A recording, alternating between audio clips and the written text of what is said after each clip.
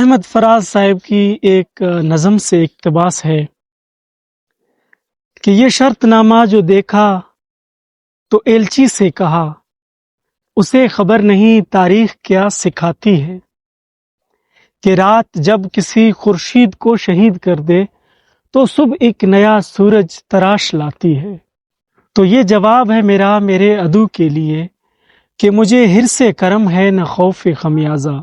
اسے ہے ستوت شمشیر پہ گھمنڈ بہت، اسے شکوہ قلم کا نہیں ہے اندازہ۔ میرا قلم نہیں کردار اس محافظ کا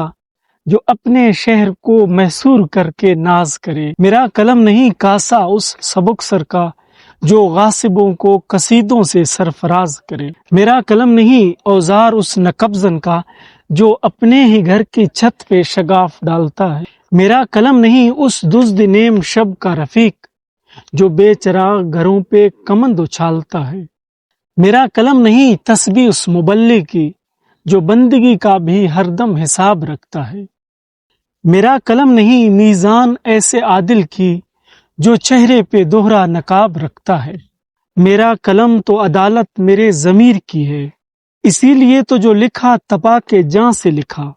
جبھی تو لوچ کماں کی زباں تیر کی ہے، میں کٹ گروں یا سلامت رہوں یقین ہے مجھے کہ یہ حصار ستم کوئی تو گرائے گا، تمام عمر کی ایذا نصیبیوں کی قسم، میرے قلم کا سفر رائے گاں نہ جائے گا۔